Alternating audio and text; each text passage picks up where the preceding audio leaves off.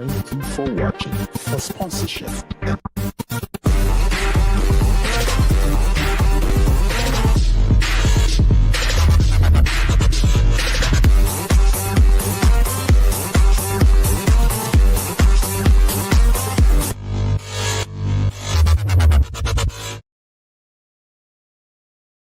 Today's edition of the Sport Orbit Extra, and today in continuation of our Afcon coverage. Today is the 6th of the ongoing African Cup of Nations, and yesterday, as expected, Nigerian Super Eagles of the Super Eagles of Nigeria did the needful by beating the Cote d'Ivoire at all expected. Most of Nigeria before the match were skeptical whether the Super Eagles will have a chance against the almighty Ivory Coast and be the host with the support from their home fans. But fortunately for Nigerians, as expected, we get the needed result. So on this edition, I'm not alone. I'm being joined now live from Cote d'Ivoire by one of the few Nigerian journalists covering the ongoing Africa Cup of Nations. Is no other person, a prominent Nigerian, Sir Victor Okoye, a senior reporter with the New Jersey Agency of Nigeria. Victor, good afternoon. Good afternoon, my friend. Nice to be here with you on your platform. What is going on here with Thank you. Okay, thank you very much. As I said earlier, yesterday the Super Eagles of Nigeria did the needful by giving Nigerians all everybody was expecting and everybody was praying for. Now, you as one of the Nigerians covering the African, what is the moan within the Nigerians in Cote d'Ivoire and particularly the players after that sweet victory over the Ivorians yesterday? Okay, that's a very good way to start. It's been we have been over the moon right here. It's been deviation every week. You know, we as Nigerians here have been little under the weather after our first game, you know, against the Victoria game. So after that game, everybody was saying the camp was really very, very good. But you know, we went into the Cote d'Ivoire game with you know, with hope that in fact we didn't even think we would be able to win that game. So we are looking at them playing at this football so that we stand the chance of qualifying to round of 16. But to our surprise, greater surprise, Super Eagles came out because we did a miracle. Since then, it's fun all the way. The Cote d'Ivoire fans, then silence everywhere, and they've just been looking at us like how we celebrate. They've been raising our heads high. Yesterday, the celebration was raising up to this. As I talked to you, as I was passing through Nigeria, and we were celebrating this week. So it's a good week this night. I think this has now Super Eagles intention of what they intend to achieve going forward. Yeah, like Restless say, it's a sweet victory for Nigerians yesterday, and Ivorian never saw it forthcoming. Particularly, they were fully mobilized, starting from the #1 citizen of the country, the president, and every other civil servant of Ivorians, and even the people on the street were fully mobilized for that match yesterday. And just like say, after that match, how are they feeling? What are they saying? What is the camp on the street of Ivorian having suffered that unexpected defeat against Nigeria yesterday? You know, one good thing was that the government told the citizens nobody should go to work. They declared so that everybody will be able to fully mobilize everybody to come for the match.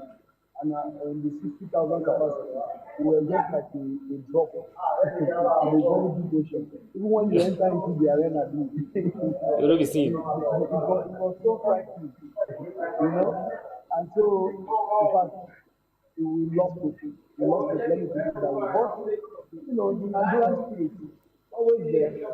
At the end of the day, while we were celebrating, we were scared for our lives because you know the crowd, how much it was and everything. And then we didn't even want to leave but okay. I would tell you that the Ivorian fans are very, very well behaved and nice. In fact, they so welcoming, and they took it, they took the victory, they defeat in this state. I said it's a football game. We are friends, we are brothers, and we are talking about it here, and I go and I just finished the game, and I go talking about the game and how we are doing it. It's brotherly love. It's all cannot be friendship at the end of the day. It's all cannot be. Okay, thank you. They have no choice. They have to take the victory, that defeat in Woodfield. Now it is not yet over, and I think Nigeria understands. And as a journalist, as a professional journalist covering the event, I hope you have attended the post-match press briefing by the Nigerian coach. What is he saying after the match? Yes, it's not yet over. It deserves a sweet victory against Ivory, and now we have 4 points. Topping the group with Equatorial Guinea. Equatorial is ahead of us by a number of goal difference. Now it's not yet over. By this standard, both Nigerians, Ivorians, and Equatorial Guinea all still have a chance to progress to the next round. But the beauty is that we have our own destiny in our own match. All we need to do in the next match is to just have a draw against Guinea-Bissau, and then we are in the second round. But now, I think what is percent? What did he say after the match yesterday? After the victory, what is the strategy of getting the next? Because we must get a point from the next match to progress from the next match. This one just one step in the competition. What is he saying after the victory, and what is the plan against the next match? What did he say? So as a Nigerian journalist, it was good to see that the coach, was not carried away with this victory, the victory over the Cote d'Ivoire. I voted after that. So when we asked him, how we felt and the mood in the camp, what their next strategy is, it was like they have not thinking that we should be clear about this. That winning the Ivorians really means that we have now put ourselves in a good stead to be one of the favorites in the tournament. He played down the victory, yeah. So he was like, he has told the players to keep their heads down and not be overconfident. If you remember what happened to us in Cameroon, 2002. Yes. Exactly. Yes, in Cameroon. If you notice what happened during the post-match conference, our coach was sounding so confident going into that game. You know that the Tunisians had issues with COVID-19. Most of their players, their major players were down and out. So they were yes, you are right. Exactly. So we and their coach, remember what happened that while we were asking the Tunisian coach, he said they are out, that they just want to go into the match with, just have faith, but they know that the Super Eagles are very strong and might overpower them. The man played, some kind of tricks on our coach. So we don't want to, I guess the coach doesn't want to, fall prey to that kind of strategy, the Tunisian strategy. So this time around, we're telling our players, keep your heads down. Yes, we have won the host, which is a very big victory, but don't get carried away. Our next match is against Guinea-Bissau. If you recall what happened in Abuja. Yes, Guinea-Bissau it's not a pushover. Yes, I agree with you. They came to Abuja and defeated us 1-0. And defeated us 1-0, exactly. So that tells you the pedigree of that team. If we were opportune to watch some part of their game before they played before we played our match against Cote d'Ivoire. Yes. So we were opportune to watch their game. And what I noticed about that game was, yes, the Equatorial Guineans were beating them fair and square. But at some point, they started coming back up. What happened? The Equatorial Guineans, they removed their legs from the accelerator and said we have won this game. Before you know, these guys started coming 1, 2, that was when their eyes got up. Some guys can come back for life. That's when they now stood up back again and try to get the fourth goal before they finish the game at the fourth goal. So, Okay, Victor, it's good that the coach is trying to calm down and not to allow. I've learned a lesson from what happened in Cameroon 2 years ago, and not allow this victory to get it ahead. That is very key. Okay, let's also, before we go for a short break, let's look at another crucial match that was played yesterday. Was the game between Ghana and Egypt. It was one of the two high powers meeting in the clash, and unfortunately, both of them settled for a 2-2 draw. And with that now, that has also put Ghana in a precarious condition. Now, after 2 matches, Ghana just have 1 point, while Egypt after 2 matches also just have 2 points. What would you say? And from experience, what we are seeing in Cote d'Ivoire, it's appear that the matches are falling. Yes.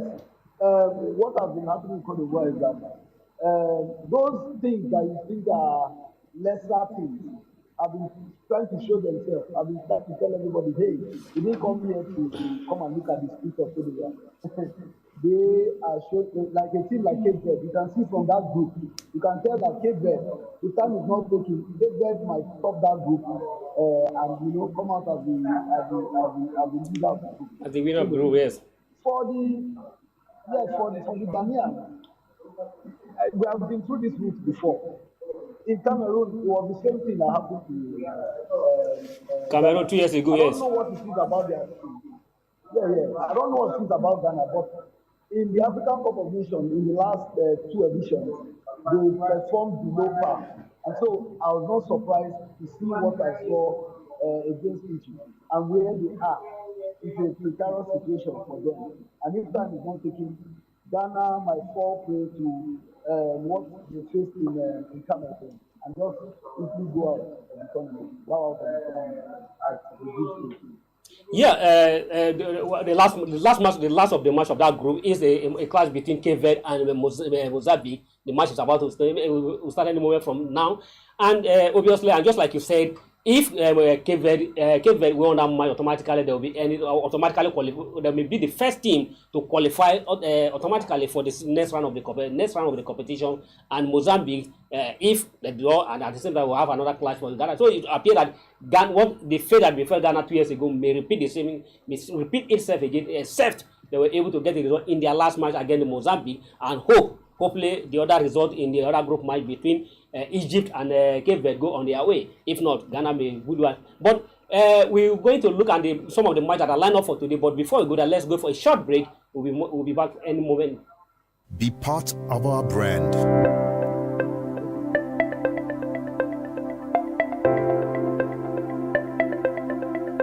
Leadership for God and country.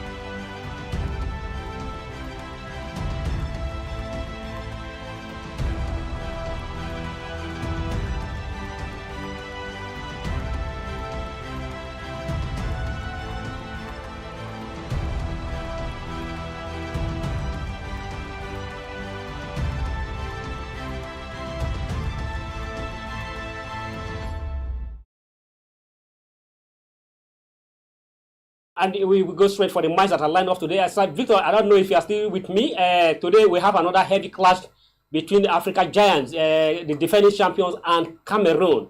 The defending champions, Senegal, started their match well, beating Gambia 3-0 in their first opening match, while Cameroon struggled to have to force Guinea to a 1-1 draw. And now, looking at these two teams, and you that are lucky to be in Cote d'Ivoire, what is it saying about the Senegal team? What do we really have to say about the Senegal team? And they have a heavy clash with the Cameroon in their second group match today. Yes, Senegal, of course, we know Senegal are the defending champions of the Afcon. And we should know that team has everything. What is going well for the Senegalese is that they play together as a team. Which we are yet to see in our Egypt. You know, our Egypt, we have individual players, we have Osimhen and the rest of them. We are yet to really gel. But, like from what we saw yesterday, I think they are coming, they are getting to that first stage where they will start playing like it is just like what the Senegalese are doing. So the Senegalese team is a compact team, and I think going to play Cameroon in their next match, I don't see Cameroon giving them any tough time. The Senegalese team will come up with, they are expected to come up with from what we judging from what we have seen so far in their game. The likes of Sadio Mane and the pillar of their defense, what's the other thing? Those are guys that have to and respect that they come to the Senegalese team. Why don't they beat the Cameroonians? Are you with me? Okay, thank you very much. The clash between Senegal and Cameroon will be a very tough one to watch, and it's a light game that everybody would like to watch. The Senegals already have started their campaign well, and Cameroon needed a result from this match. Cameroon must avoid defeat if they must hope to progress to the next round of the competition. Another match of that group is Guineas and Gambian. Gambians are completely down already. Lost their first match with minus 3 goal difference, and while Gambia has a 1 point from their first match against Guinea-Bissau. Ultimately, if Gambia loses to this match, automatically they may be one of the may have joined Guinea-Bissau to be goodbye for this competition. But Victor, before I let you go, I think you'll be more interested. One question that I'll be begging for answer among the Nigeria back home here is the situation about Sadiq Umar. Sadiq Umar was in the Super Eagles camp and in Egypt, and they say he sustained an injury. But before you know, the medical team of the Super Eagles feel that he will not be fit for the competitions, and they let him go. And to the surprise of all of us, we see Sadiq Umar play on Wednesday for his club side, Real Sociedad. So how does that feeling? What do you, as a journalist and who is covering the event and who may have had the privilege to interact with the coach and the team? Why? Hello, Victor, can you hear me? Okay, I'm talking about the situation with Sadiq Umar. We're expecting Sadiq Umar to play, but unfortunately, the Super Eagles medical team said because of the injuries sustained while playing against Guinea in the friendly match, that he will not be fit for this competition, and they let him off from the camp. And to the surprise of all of us, we see Sadiq Umar play on Wednesday for his club side. Okay.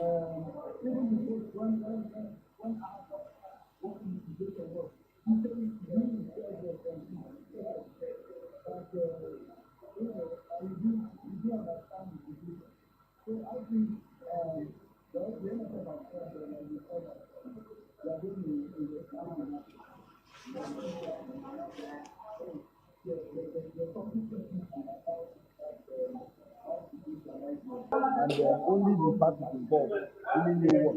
But like for Sabikuna himself, we have expected that he would come out to say something, but we are yet to hear.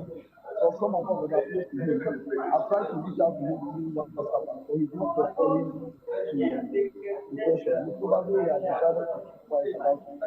But when we asked Pastor himself, he sounded confused about the matter and said the routine is investigating, and then I believe that very, very soon we will get to know the true situation of what transpired between Sabikuna and Okay, thank you very much, Victor. I quite agree. It's like the politics. There's a politics in the Super Eagles camp, and it's like some faces don't like Sadiq Umar because it's unfortunate to see a player that they feel will not be fit in the next 2 weeks of the match, and unfortunately to see him immediately return to a club and begin to play a 90 minutes of action for his club. Victor, thank you very much for your time. I quite appreciate for your time, and we wish to see you next again. By way of this is the most we can take on to this edition of the Sport Extra, until come your way again for another interesting edition of the Afcon coverage. Thank you. Thank you for watching. For sponsorship and advert placements, please contact 080-3688-6158. Last Word Leadership Podcast Studio. You have